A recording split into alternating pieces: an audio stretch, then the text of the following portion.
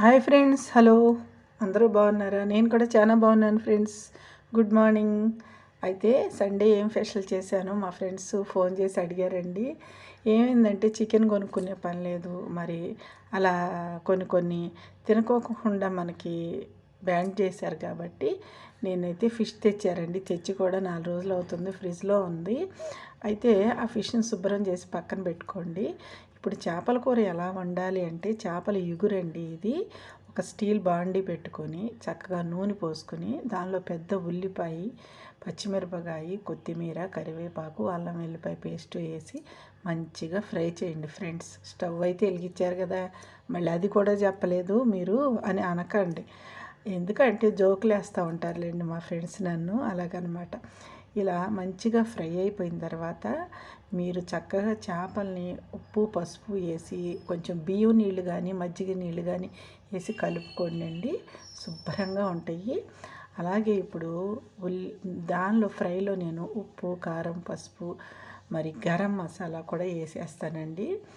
గరం మసాలా కూడా ఎలా వేస్తానో మీకు చెప్తాను. ఇలా ఫ్రై అయిపోవాలండి మంచిగా. ఉల్లిపాయ, పచ్చిమిరపకాయ, అల్లం వెల్లిపాయ పేస్టు మరి అంతా మంచిగా ఫ్రై అయిపోవాలి.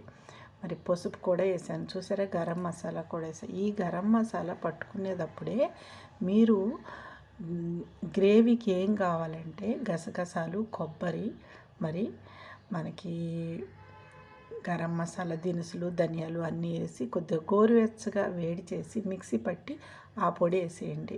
ఇలా ఫ్రై అయిన తర్వాత 4 ముక్కలు పొట్ట ముక్కలు మట్టికి ఫ్రై చేసుకోండి. ఇగురు వండుకున్న ఫ్రై చేసుకున్న పొట్ట ముక్కలే బాగుంటాయండి. ఇలా ఇగురులో చక్కగా ఇలా ఫ్రై చేయండి. ఇలా ఫ్రై చేసిన తర్వాత కొంచెం దానికి ముక్కలకి ఉప్పు కారం పట్టించండి. పట్టిన తర్వాత సరిపడా వాటర్ పోసి సిమ్లో పెట్టి చక్కగా ఉడికించుకోండి. ఎందుకంటే ఇలా చేయటం వల్ల కూర చాలా టేస్టీగా కమ్మగా ఉంటుందండి. చాలా బాగుంటుంది. మీరే అంటారు కదా ఎంత సింపుల్గా ఈజీగా మరి చిన్న పిల్లలైనా కొత్తగా పెళ్ళైన వాళ్ళైనా సరే చేసుకోవచ్చండి.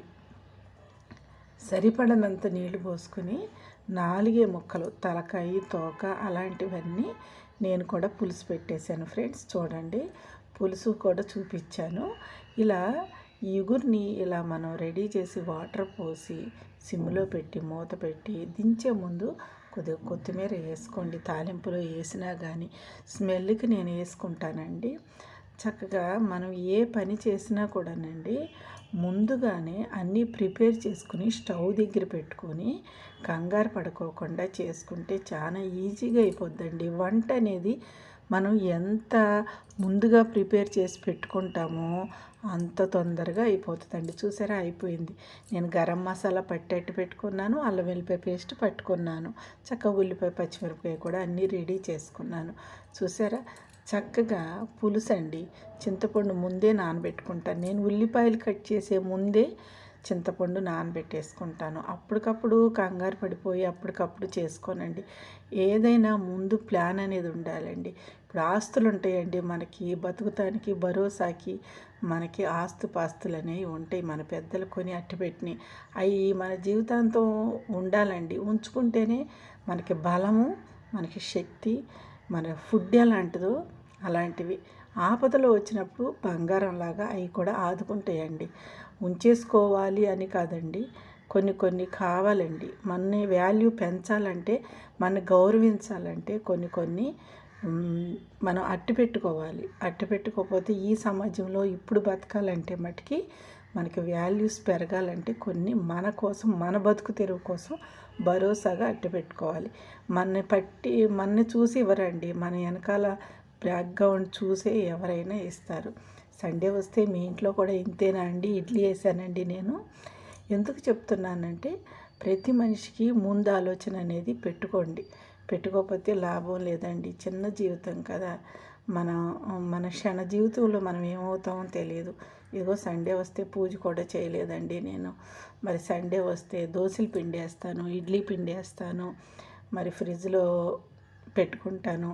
మరి ఏంటి దుర్గా, మీ బాబు మీ అమ్మాయి అందరూ పెద్దోళ్ళు అయిపోయారు, పెళ్ళిళ్ళు అయిపోయారు, సపరేట్ అయిపోయారు, అయినా కూడా నీకు పని తీరదా అని మీరు అనుకోవచ్చు ఫ్రెండ్స్. మా ఆయనే నాకు చిన్నపిల్లోడు.